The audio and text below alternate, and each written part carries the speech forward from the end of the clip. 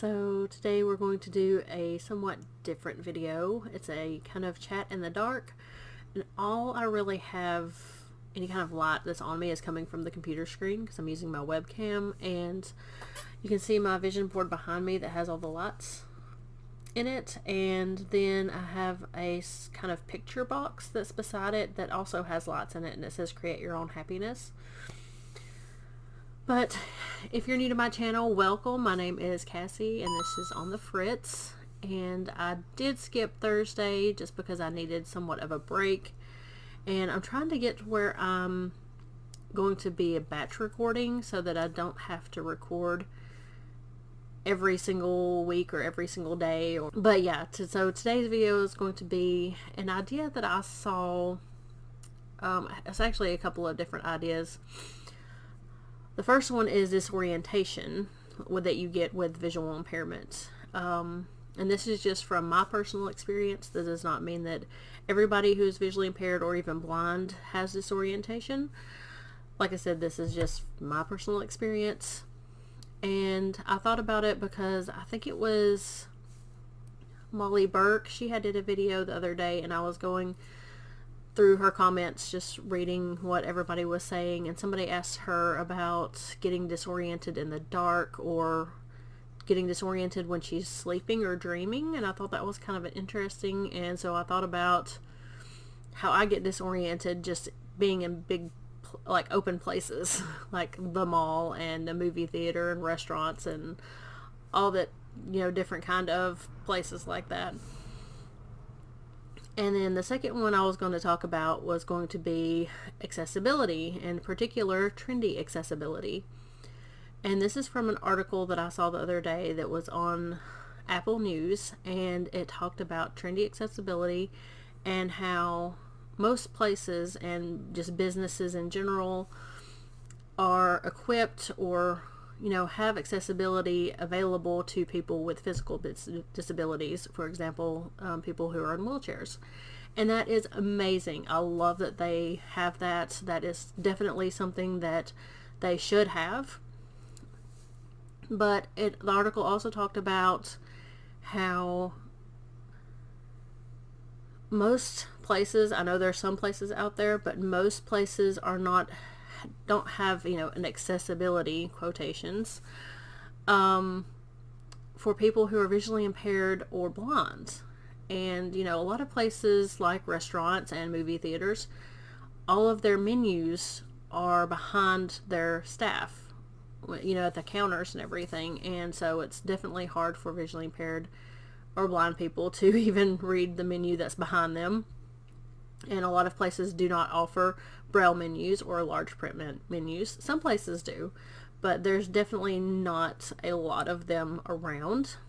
And that is something that I really, really want to get active in, is talking to my local businesses and restaurants about offering large print menus or braille menus, or even having a menu that I can access through an app on my phone, or just if they have an app for their restaurant in particular, stuff like that. But a lot of these restaurants and places that you go have low lighting, and they usually do it because of to set the ambiance or to make it more personal and stuff like that. And I kind of feel that way with this. I feel like I'm kind of setting an ambiance, and I feel more personal with you because it's a different aspect. But for people who are visually impaired like myself, I'm legally blind, having low lighting can be very tough to get through. Walking through a restaurant or going to the restroom, or even like museums and stuff, so a lot of them have low lighting. But then you have the visually impaired people who low lighting affects, and they can't hardly see anything, especially like myself at night. I can't see anything at all, and so I always have to have someone with me. But then there's the visually impaired people and blind people, of course, who are affected by really bright lights. They have light sensitivity, and I get that sometimes, but not probably nowhere as near as what some other people get it. I consider myself blessed in that area. But there are days that my eyes are just hurting me, or my head is just hurting me, and my eyes just feel really strained that day, or just really tired, and they're not wanting to work to 100% capacity. So I get disoriented in the mall a lot, or these are the places that I tend to get disoriented a lot. I get turned around, and it's easily for me to lose where the entrance was or where I came from, and that's malls, movie theaters, and restaurants. And for me personally, I like to have maybe a marker or a symbol, or just something that I know is the front of the store, or where I actually came in from, or something like that. That way, if I get separated from my husband or my sister or my mom, or friends, or anybody like that I'm with, then I know where I'm supposed to go. I'm not really a counter. I've definitely never counted my steps, but sometimes, and this has not happened very often, but sometimes I will count like the number of stores that I'm going down, like especially in 2-story malls. I will count the number of stores, or I will, like I said, remember a particular sign that I know that is bright and something that I know is definitely the right way I'm supposed to go. And the other way is that I'll make sure to have someone with me at all times, just because, especially in malls, it's really hard for me to find people that I'm with whenever we go to different stores and stuff like that. And I usually always like to have someone with me. Plus, it's always, kind of a safety concern as well. Movie theaters I also get disoriented in, because I was looking at it today when we went to the theaters today, and we saw Toy Story 4. But I was looking at the carpet, and I noticed that all of the carpet in movie theaters, and most hotels do this, but their carpet has patterns in it, and that does not help my visual impairment whatsoever. It makes everything kind of run together, and especially if the walls are very similar color to any kind of color that's in the carpet, just kind of makes it all run together. All of the halls look the same, and it's just kind of a little frustrating, because I'll try to remember where the elevator's at, and then sometimes I'll get turned around and I'm like, oh yeah, maybe it's this way. I will also make sure that I know exits whenever I go into any kind of establishment, building, business, anything like that, just so that I know exactly how to get out of there in case of an emergency. But accessibility, I want to talk about accessibility just a little bit more. Accessibility, and like I said, in restaurants and just all different kinds of places, usually has low light setting. And low light setting is not very good for visually impaired people, because trip over things. I'll trip over chairs, over tables, over people, just basically anything, because I can't see where I'm going. But a lot of people also have light sensitivity, so the brighter lights, tend to hurt. And so I'm wondering, maybe, I was trying to come up with some different ideas, and so I'm kind of just talking through this with you. If y'all have any ideas or suggestions, please post them in the comments below. I would love to hear them, as always. But yeah, like, I was trying to think, restaurants and places of business used to have like a smoking section and a non-smoking section. And as far as I know, I think most places nowadays are all considered non-smoking. But maybe they could have places that are low light areas, and then they could have places that are brighter lit areas. And, talking about something else, because of our visual impairment and, being blind, our other senses tend to be, I guess, more sensitive or more heightened, because we're really relying on those other senses to figure out things better, to learn things better, or to hear things better, or, anything like that, because one of our senses is impaired. So we're relying on all of our other senses to understand what's going on around us. But that can be really difficult if we're in a very loud place that has really you know, maybe strobe lights or bright lights, or, you know, all of that can just be like oversensitive, like a sensitive overload, I guess is what I'm trying to say.